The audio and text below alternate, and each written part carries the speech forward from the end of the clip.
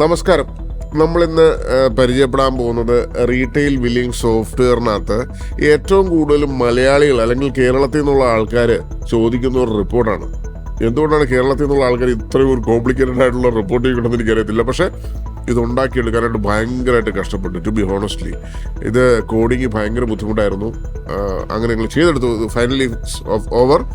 ആ റിപ്പോർട്ട് എന്താണെന്ന് ഞാൻ കാണിച്ചു വരുമ്പോൾ പറഞ്ഞുതരാം. ആദ്യം തന്നെ ഒരു പർട്ടിക്കുലർ ആയിട്ടുള്ള ഒരു സപ്ലയർ, ആ സപ്ലയർ എടുക്കുന്ന ഏതെല്ലാം സാധനങ്ങൾ വാങ്ങിച്ചിട്ടുണ്ട്, അതിന്റെ എത്ര പീസാണ് വാങ്ങിയിട്ടുള്ളത്, എത്ര പീസുകൾ ഐറ്റം വൈസ്, അതിൽ നിന്ന് ഏതൊക്കെ പ്രൊഡക്റ്റുകൾ വിറ്റിട്ടുണ്ട്, കറന്റ്ലി എന്ത് ബാലൻസ് ഉണ്ട്. പറയുമ്പോൾ സിമ്പിളാണ്, പക്ഷെ ഇത് ഉണ്ടാക്കിയെടുക്കാൻ ഭയങ്കര ബുദ്ധിമുട്ടായിരുന്നു. അപ്പോൾ നമ്മൾ ആ റിപ്പോർട്ട് ഒന്ന് കാണാം. നമുക്ക് റിപ്പോർട്ട്സിലേക്ക് പോവാം. നമ്മുടെ റീറ്റെയിലിൻ്റെ അടി 1.6 സോഫ്റ്റ്വെയർ ആണത്. റിപ്പോർട്ട്സിൽ പോയിട്ട് ഏറ്റവും അടിയിൽ വരിക പർച്ചേസ് റിപ്പോർട്ട്. കണ്ടില്ല, പർച്ചേസ് റിപ്പോർട്ട്. ഇതിനകത്ത് നമ്മളിപ്പോൾ ഒരു സപ്ലയറിൻ്റെ പേര് ഇവിടെ ഇട്ടിരിക്കുകയാണ്. അല്ലെങ്കിൽ നമുക്ക് ഇവിടെ നിന്ന് സെലക്ട് ചെയ്യാം. ഡേറ്റ കൊടുത്തു. അപ്പോൾ നമ്മൾ ഇത്രയും സാധനങ്ങളാണ് ഈ ഒരു സപ്ലയർ എടുക്കുന്നത് വാങ്ങിച്ചിട്ടുള്ളത്. കണ്ടില്ലേ, ഐറ്റത്തിൻ്റെയൊക്കെ പേര് ഇവിടെ കാണാൻ സാധിക്കും. ഇത് പർച്ചേസ് ചെയ്ത റേറ്റ് നമുക്കിവിടെ കാണാൻ സാധിക്കും. എത്ര ക്വാണ്ടിറ്റിയാണ് പർച്ചേസ് ചെയ്ത ക്വാണ്ടിറ്റി. നമ്മൾ സെയിൽ ചെയ്തിട്ടുള്ളത്, നമ്മൾ ഇവിടെ ഒരു പീസ് സെയിൽ ചെയ്തിട്ടുണ്ട്, ഇവിടെ ഒരു 2 പീസ് സെയിൽ ചെയ്തിട്ടുണ്ട്, ഇവിടെ ഒരു 3 പീസ് സെയിൽ ചെയ്തിട്ടുണ്ട്. അപ്പോൾ നമുക്ക് ഇവിടെ ശ്രദ്ധിച്ച് നോക്കിയാൽ കാണാൻ സാധിക്കും. ഇവിടെ ഒരു പീസേ പർച്ചേസ് ഉള്ളൂ, ഇവിടെ ഒരെണ്ണം സെയിൽ ചെയ്തു, ഇവിടെ ഒരെണ്ണം സെയിൽ ചെയ്തു, നമുക്കിനി ഒരെണ്ണം 0 ആണ് ബാലൻസ്. ഇവിടെ നമ്മൾ 20 പീസ് പർച്ചേസ് ചെയ്തു, 2 പീസ് സെയിൽ ചെയ്തു, അതുപോലെ തന്നെ 18 എണ്ണം ബാലൻസ് ഉണ്ട്. അതുപോലെ ഇവിടെ ഒരു പീസേ പർച്ചേസ് ചെയ്യുള്ളൂ, ഇവിടെയാണ് ട്വിസ്റ്റ്. 3 എണ്ണം നമ്മൾ സെയിൽ ചെയ്തു, 2 എണ്ണം മൈനസ് സ്റ്റോക്കിലേക്ക് വന്നു. എന്താണ് അങ്ങനെ? അതായത് നമുക്ക് ഈ സോഫ്റ്റ്വെയർ അതൊരു പ്രൊവിഷനുണ്ട്, മൈനസ് സ്റ്റോക്കിലും സെയിൽ ചെയ്യാം. അത് എനേബിൾ ഡിസേബിൾ ചെയ്യാനുള്ള ഓപ്ഷനുണ്ട്. അതായത് നമ്മളിപ്പോൾ സ്റ്റോക്ക് നിലവിലുണ്ടായിരിക്കും, നമ്മളതിലും ഇത് പർച്ചേസ് സെൻറ്ററിൽ ആഡ് ചെയ്തിട്ടുണ്ടാവില്ല. അപ്പം ഡയറക്റ്റായിട്ട് നമുക്ക് സെയിൽ ചെയ്യാം, അങ്ങനെയുള്ള ഓപ്ഷനുണ്ട്. അപ്പോൾ നമ്മൾ പർച്ചേസ് സെൻറ്റർ ചെയ്യുമ്പോൾ ഈ മൈനസ് എന്നുള്ളത് ഓട്ടോമാറ്റിക്കായിട്ട് ബാലൻസ് ആകും. അപ്പോൾ അതിൻ്റെ MRP, സെയിൽ പ്രൈസ്, മറ്റു കാര്യങ്ങളെല്ലാം ഇവിടെ കിട്ടും. എന്ത് വിലയ്ക്കാണ് വിറ്റത്, വാങ്ങിച്ച വില എന്താണെന്നുള്ളത് ഇവിടെ നമുക്ക് കിട്ടിക്കഴിഞ്ഞു. പർച്ചേസ് പ്രൈസ് കണ്ടില്ലേ. അപ്പോൾ എന്ത് വിലയ്ക്കാണ് നമ്മളത് വിറ്റത് കണ്ടില്ലേ. അങ്ങനെയുള്ള എല്ലാ വിവരങ്ങളും ഈ ഒരു സോഫ്റ്റ്വെയറിനകത്തോട് കിട്ടും. എന്തും ബ്യൂട്ടിഫുള്ളാന്ന് നോക്കി. ഇനി ഇത് വേണമെന്നുണ്ടെങ്കിൽ നമുക്ക് എക്സലിലേക്ക് എക്സ്പോർട്ട് ചെയ്യുകയും ചെയ്യാം. അപ്പോൾ ഞാനിത് പ്രാക്ടിക്കലായിട്ട് നിങ്ങളൊന്ന് വർക്ക് ചെയ്ത് കാണിച്ചു തരാം എങ്ങനെയാണിത് വർക്ക് ചെയ്യണമെന്ന്. അപ്പോൾ നമുക്ക് വർക്ക് ചെയ്ത് നോക്കാനായിട്ട് നമുക്കിവിടെ പർച്ചേസ് സെൻറ്ററിലേക്ക് പോകാം. നമുക്കൊരു പുതിയൊരു സപ്ലയർ എങ്ങോട്ടും ആഡ് ചെയ്ത് കളയാം. നമുക്ക് സപ്ലയർ ആഡ് ചെയ്യണം. നമ്മളിത് ഇവിടുത്തെ സെലക്ട് സപ്ലയർ എന്ന് പറഞ്ഞൊരു ഓപ്ഷൻ ഉണ്ട്. അപ്പോൾ നമുക്ക് നിലവിലൊരു സപ്ലയർ ഉണ്ട്. അപ്പോൾ ആഡ് സപ്ലയർ എന്ന് പറഞ്ഞൊരു ബട്ടൺ ഇവിടെ ഉണ്ട്, ഇവിടെ കുത്തുക. അതിനുശേഷം നമ്മളിവിടെ ഒരു സപ്ലയറുടെ പേരിടുക, ABC സപ്ലയർ. കേട്ടോ, അതിന് കേരള, ഞാൻ കേരള എന്നിട്ടു. കോട്ടയം, കേരള സ്റ്റേറ്റ് സെലക്ട് ചെയ്തു. ഞാൻ പിൻ കോഡ്, പോസ്റ്റൽ കോഡ് എന്തെങ്കിലും ടൈപ്പ് ചെയ്തു, ഫോൺ നമ്പർ എന്തെങ്കിലും ടൈപ്പ് ചെയ്തു. ഞാൻ ജസ്റ്റ് ഇവിടെ സേവ് ചെയ്തു.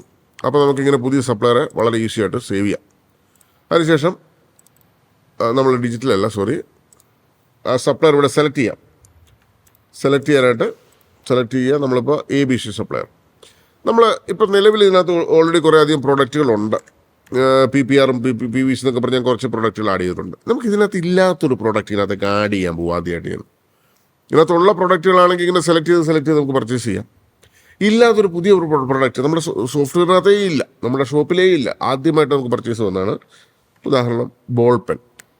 നമ്മളിവിടെ സെർച്ച് ചെയ്ത് നോക്കി കഴിഞ്ഞാൽ കാണാൻ സാധിക്കും. ഇവിടെ ബോൾ പെൻ എന്ന് സെർച്ച് ചെയ്യുമ്പോൾ ഇവിടെ വരുന്നില്ല, കണ്ടോ. അപ്പോൾ നമുക്ക് ആഡ് ചെയ്യാനായിട്ട് വളരെ സിമ്പിളാണ്. ഇവിടെ നേരെ പോവുക, purchase F2 ball pen, enter അടിക്കുക, പർച്ചേസ് പ്രൈസ് അടിക്കുക. നമ്മളിപ്പോൾ ഒരു 10 രൂപയ്ക്ക് വാങ്ങുന്നു, എൻ്റർ അടിക്കുന്നു. ഓപ്പണിംഗ് സ്റ്റോക്ക് ഒരു 100 പീസ്, ഓക്കെ, എൻ്റർ അടിക്കുന്നു. MRP ഒരു 25 രൂപ വെച്ചു, റീറ്റെയിൽ പ്രൈസ് 24 രൂപ വെച്ചു. എൻ്റർ. കണ്ടോ, എത്ര സിമ്പിളാന്ന് നോക്കി. ഞാൻ ഇവനെ നേരെ അങ്ങോട്ട് സേവ് ചെയ്തു. എത്ര ഈസി ആയിട്ട് പർച്ചേസ് സെൻ്റർ നോക്കി. ഇല്ലാത്ത പ്രൊഡക്റ്റാണെന്ന് ആലോചിക്കണം. നമുക്ക് അഥവാ ബാർകോഡ് പ്രിൻ്റ് ചെയ്യണമെങ്കിൽ ഇവിടെ തന്നെ പ്രൊവിഷൻ കൊടുത്തിട്ടുണ്ട്, ബാർകോഡ്. ഇവിടെ നമുക്ക് ഇഷ്ടംപോലെ ടെംപ്ലേറ്റുകളുണ്ട്. ഏതെങ്കിലും ഒരു ടെംപ്ലേറ്റ് ഞാൻ ഇവിടെ മുകളിൽ നിന്ന് സെലക്ട് ചെയ്തു, കണ്ടില്ലേ. അതിനുശേഷം ഒന്ന് പ്രിവ്യൂ നോക്കിക്കളയാം നമുക്ക്. കണ്ടോ, ബാർകോഡ് എത്ര ഈസി ആയിട്ട് ക്രിയേറ്റ് ചെയ്യാൻ പറ്റും നോക്കി. ഇത് അറ്റ് എ ടൈമിൽ 2 എണ്ണം വെച്ച് പ്രിൻ്റ് ചെയ്യുന്ന ടെംപ്ലേറ്റാണ് ഇട്ടിരിക്കുന്നത്. നമുക്ക് ഇഷ്ടമുള്ള ടെംപ്ലേറ്റ്. ഇതൊരു ബാർകോഡാണ്. അപ്പോൾ നമ്മൾ അറ്റ് എ ടൈമിൽ 2 വെച്ച് പ്രിൻറ്റ് ചെയ്തിറങ്ങുന്ന നമുക്ക് മാക്സിമം പേപ്പർ സേവ് ചെയ്യാൻ വേണ്ടിയിട്ട് 4 ഇഞ്ച് പ്രിൻ്ററിനകത്ത് 2x1 ഇഞ്ച് സ്റ്റിക്കർ ആയത്. അപ്പോൾ നമുക്ക് ഇഷ്ടമുള്ള സ്റ്റിക്കർ ഇതിനകത്തിട്ട് പ്രിൻറ്റ് ചെയ്യാം. ഡിസൈൻ ചെയ്യാനുള്ള ഓപ്ഷൻസ് എല്ലാം ഇതിനകത്തുണ്ട്. നമുക്ക് ഇഷ്ടമുള്ള ഡിസൈനിലേക്ക് ബാർകോഡ് ലേബലുകൾ മാറ്റാം. ഇനി അഥവാ നമുക്ക് റിസീപ്റ്റ്, അതായത് പർച്ചേസ് റിസീപ്റ്റ് പ്രിൻറ്റ് ചെയ്യണമെങ്കിൽ അതും പ്രിൻറ്റ് ചെയ്ത് കൊടുക്കാം. അപ്പോൾ നമ്മളെ ടോപ്പിക് ഇതല്ല. നമ്മളിപ്പോൾ ഇത് പർച്ചേസ് ചെയ്തു, ബാൾപെൻ നമ്മൾ 100 പർച്ചേസ് ചെയ്തു, 2 നമ്മളിനി വിൽക്കാൻ പോവുക. വിൽക്കണമെങ്കിൽ എന്ത് ചെയ്യണം? നേരെ ഇവിടെ ചെല്ലുക, POSയിൽ ഞാനിവിടെ ബാൾപെൻ എന്ന് ടൈപ്പ് ചെയ്തു, എൻ്റർ അടിച്ചു.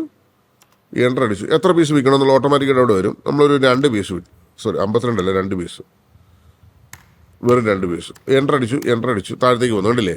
ഇനി ഇത് ബില്ലടിക്കണമെങ്കിൽ നേരെ കീബോർഡിൽ തന്നെ F4 എന്ന് പറഞ്ഞൊരു ബട്ടൺ ഉണ്ട്. അത് ക്ലിക്ക് ചെയ്ത് കഴിഞ്ഞാൽ, അല്ലെങ്കിൽ മൗസിൽ ക്ലിക്ക് ചെയ്താലും മതി, പ്രിവ്യൂ വരും. പ്രിവ്യൂ നമുക്ക് എനേബിൾ ഡിസേബിൾ മോഡിൽ വെക്കാൻ വേണമെങ്കിൽ, പ്രിവ്യൂ വേണ്ടെന്നുണ്ടെങ്കിൽ ഡയറക്റ്റ് പ്രിൻ്റ് വന്നോളും. അപ്പോൾ കണ്ടില്ലേ, ബില്ല് വന്നു. ഇനി ഞാനിത് നേരെ ക്ലോസ് ചെയ്തു. ഇനി നമ്മുടെ റിപ്പോർട്ടിലേക്ക് പോകാം. നമ്മുടെ റിപ്പോർട്ട് എവിടെയാണ് കിടക്കുന്നത്? ഇത് കണ്ട് ഇവിടെ റിപ്പോർട്ട്സ്. നേരെ ഏറ്റവും അടിയിൽ പർച്ചേസ് സ്റ്റോക്ക്. നമ്മളിവിടെ സപ്ലയർ ഇപ്പോൾ ഡിജിറ്റൽ കിടക്കുന്നത്. നമ്മൾ ഈ സപ്ലയർ അങ്ങ് മാറ്റാൻ പോവുക. നമ്മൾ സപ്ലയർ മാറ്റാനായിട്ട് ഇവിടെ കുത്തിയാലും മതി. ഈ ഗ്രീൻ കളറിലെ ബട്ടണിൽ നമ്മൾ ABC സപ്ലയർ ഗെറ്റ് ഡേറ്റ എന്ന് പറഞ്ഞ ബട്ടണിൽ ക്ലിക്ക് ചെയ്യുക. അപ്പോൾ നമ്മളത് ABC സപ്ലയറിൽ നിന്ന് ഒരു സാധനം മാത്രമേ വാങ്ങിച്ചിട്ടുള്ളൂ. അപ്പോൾ അതൊന്ന് ശ്രദ്ധിച്ച് കണ്ടുകൊള്ളുക. മേടിച്ചത് 100 പീസ്, സെയില് 2 പീസ്. അപ്പോൾ ഇതിനകത്ത് നിങ്ങൾ 10 രൂപയ്ക്കല്ലേ വാങ്ങിച്ചേ. ഇവിടെ 7.81 വന്ന് എന്തുകൊണ്ടാണെന്നറിയാമോ? അതായത് പർച്ചേസ് ഇൻക്ലൂസീവ് GSTയിലാണ് ഇട്ടിരിക്കുന്നത് ഈ സോഫ്റ്റ്വെയറിനകത്ത്. നമുക്കത് എക്സ്ക്ലൂസീവ് ആണെങ്കിൽ അങ്ങനെ ആക്കിയെടുക്കാം. 2 ഓപ്ഷനുണ്ട്. അപ്പോൾ നമുക്ക് ആക്ച്വലി നമുക്ക് വില വരുന്നതാണ് നമ്മൾ അവിടെ വന്നിരിക്കുന്നത്, ഇൻക്ലൂസീവ് GST പ്രൈസ്. അപ്പോൾ നമുക്ക് 100 നമ്മൾ വാങ്ങിച്ചു. ഒന്നൊരു കളിച്ചെറിഞ്ഞ് 100 നമ്മൾ വാങ്ങിച്ചു, 2 വിറ്റു, 98 സ്റ്റോക്കുണ്ട്. അതിൻ്റെ MRP ഇത്രയാണ്, സെയിൽ പ്രൈസ് ഇത്രയാണ്. കണ്ടില്ലേ ഏത് വിലയ്ക്കാണ് വിറ്റുന്നുള്ളത്. ഇനി നമുക്ക് ഈ സപ്ലയർ എടുക്കുന്ന ഒരു പർച്ചേസ് എൻട്രി കൂടി ചെയ്ത് നോക്കാം. പർച്ചേസിൽ പോകുന്നു, സെയിം സപ്ലയർ നമുക്ക് സെലക്ട് ചെയ്യുന്നു. For example ABC supplier. നമ്മളൊരു പ്രൊഡക്റ്റ് ആഡ് ചെയ്യുന്നു. ഇവിടെ നോക്കിയേ, ഇവിടെ പ്രൊഡക്റ്റ് ആഡ് ചെയ്യാനായിട്ട് ബോൾ പെൻ ആഡ് ചെയ്തു. ഇനി നമുക്ക് വേറെ എന്തൊരു പ്രൊഡക്റ്റിൻ്റെ പേര്, കമ്പ്യൂട്ടർ മൗസ്.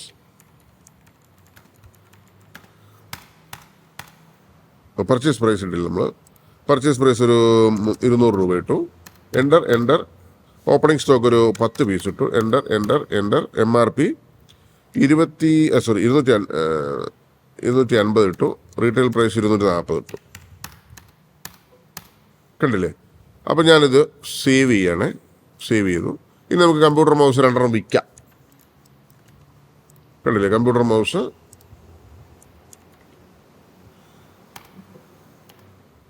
ക്വാണ്ടിറ്റി 2 വിൽക്കാൻ പോവാണ്. അങ്ങനെ F4 ക്ലിക്ക് ചെയ്യുന്നു, ബില്ല് വരുന്നു, 2 പീസ് വിറ്റു. ഇനി നമുക്ക് റിപ്പോർട്ട് എടുത്ത് നോക്കാവേ. നമ്മൾ റിപ്പോർട്ടിലേക്ക് വരുവാണ്.